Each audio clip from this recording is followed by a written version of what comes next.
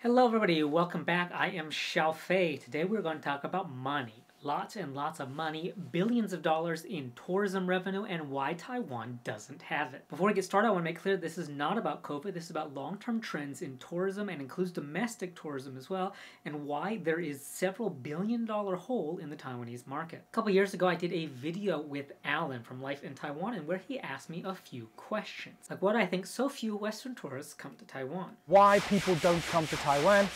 At the time, I talked about my backpacking trip and how I was in the area, but did not come to Taiwan as it never really came up and nobody was talking about it as an interesting place. Reason number one. So my answer at the time was that, well, people just didn't know about Taiwan. There was an information gap. They don't know about it. They just don't know. Yep. However, now I realize that it wasn't that there was an information gap, it was that there just wasn't anything to do in Taiwan. See, a lot of people travel the world looking for adventure, and most of the ones who aren't looking for an adventure are looking for some sort of a place to relax, like an island paradise perhaps, or maybe a beautiful mountaintop lodge that they can spend their time in. And while parties and the price point were a big reason that tourism flourished in places like Thailand, in India, that was just one aspect of it, as a lot of people went for the nature. They wanted to go relax on a beach. They wanted to go rafting down a river. They wanted to go hiking through the jungle or up the mountains. And Taiwan didn't offer any of these, and it also didn't offer any of the luxury outdoor tourism that places like Hawaii, Palau, Japan, or Australia offered either. And so in the major tourism boom that happened in the last 30 years, Taiwan was largely left out while their neighbors excelled. And this had nothing to do with the physical or geographical aspects of Taiwan. To understand why people didn't come here for outdoor and adventure tourism, we have to understand a little bit about why Taiwanese people weren't doing it either. You see, up until about 30 years ago, Taiwan was run by a military dictatorship. In order to control the population and to corral dissenters,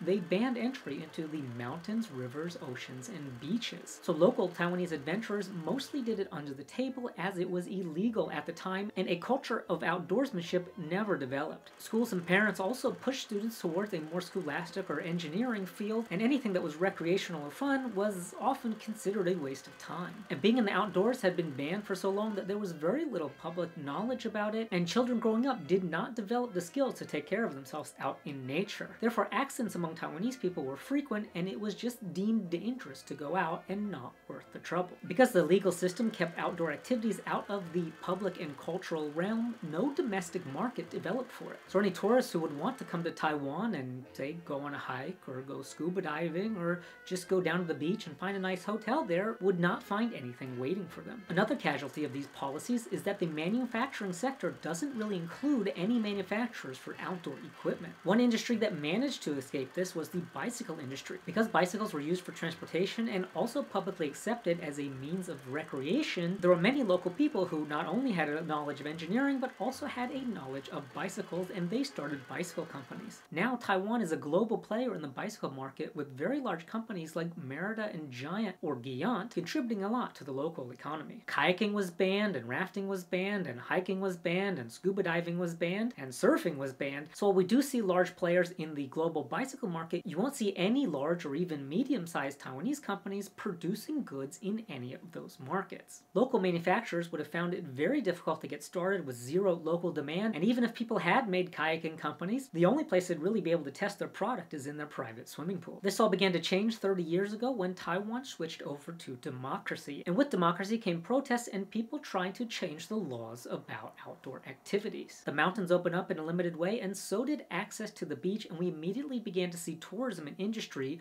in those areas. As time went on, the mountains began to open up more and more until they were almost completely opened just a few years ago. And now in Taiwan, we see many manufacturers of hiking and climbing equipment, but these companies are not nearly as big as they would have been had they been able to start 40 or 50 years ago. The beaches also began to open up more and more, and so now we have a boom of free diving and scuba diving all around Taiwan, and also following this is Taiwanese manufacturers and brands for free diving equipment, which, following the natural progression of investment and growth, first they served the local community before expanding, and now many of them serve international communities as well. But while the mountains did largely open inexplicably, most of the rivers and all of the lakes still remain closed to this day. And even more shocking, legislators are now proposing many new rules that would close the oceans further. This is a very bizarre thing to do in this day and age, and the result will be a scaling back of some tourism gains Taiwan made in the last few years, and to further prevent any local markets from developing so that manufacturers will probably be unable to join the market and definitely unable to compete at a global scale. This is no small market. For example, in the United States, outdoor recreation counts for over $900 billion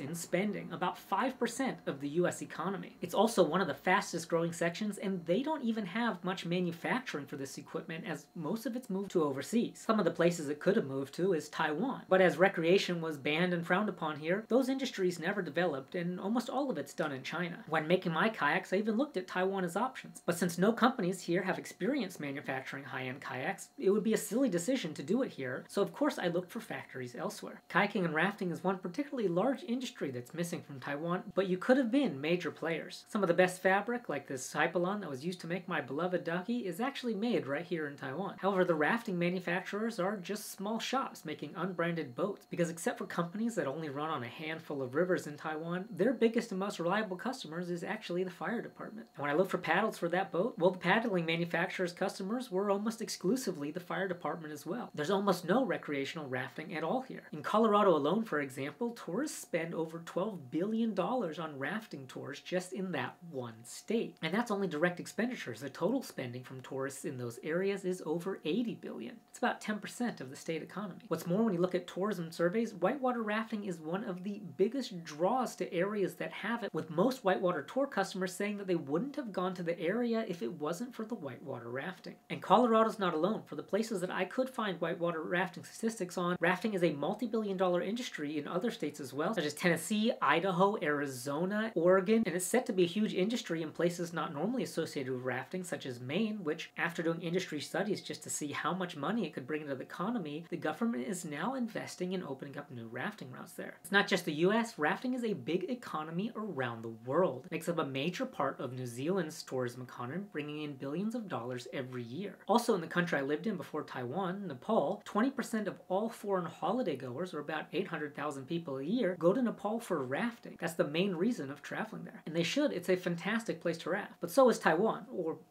well, it could be. Actually, there is no rafting market here at all. Because it's only allowed at 1 or 2 rivers in Taiwan, there are way too many companies competing in the exact same location. And because Taiwanese domestic tourism is highly price sensitive, these companies have been competing and competing for lower and lower pricing, to the point where the tours they offer are not even what I would consider rafting anymore. Instead of being in a boat with a guide and you paddle your way over obstacles, you're instead just pulled by a boat through the river or subject to very calm conditions. And this is all done to put as many people as possible through the river at a lowest price as possible, and there are really no packages available that any international tourist would really be interested in. If you're going to travel halfway around the world, or even just to a neighboring country to go rafting, it's going to have to be an adventure. And it's not that there aren't adventures to be had. Taiwanese rivers are fantastic for rafting, and you could do it about 8 months out of the year in most of them. However, due to regulations, kayaking and rafting has never taken off in Taiwan. The burden to get a permit is just too high, and nobody wants to do it. Additionally, because this culture never existed, when the government builds landslide mitigation or flood mitigation control projects in the river, they do not take any kayakers, swimmers, or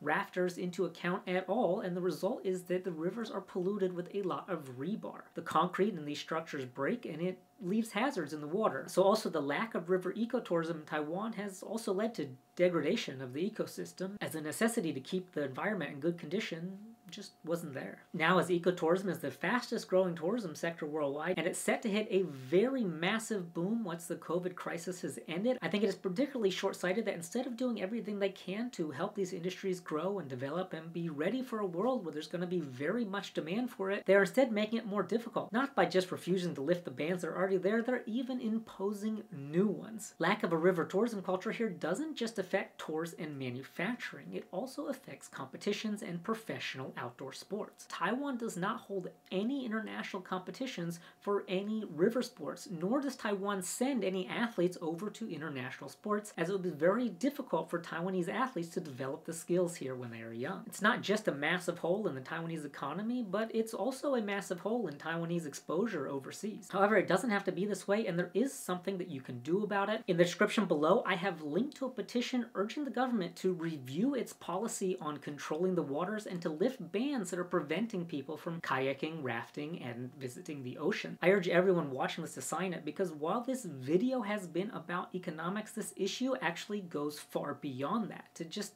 having the simple freedom to do something you enjoy in your own country. It's not hurting anyone, and it's not harming the environment. So really, it's also a personal freedom issue. Doesn't make much sense that it's not allowed. If you are interested in water sports and want to see more, be sure to subscribe to this channel. And if you want to support the creation of more content that promotes the outdoor ecotourism market in Taiwan, please consider supporting me through YouTube, Join, or Patreon. And you can also pick up one of your very own ultralight Xiaofei pack rafts. I'll put a link to everything in the description below. Thanks a lot, and have a wonderful night.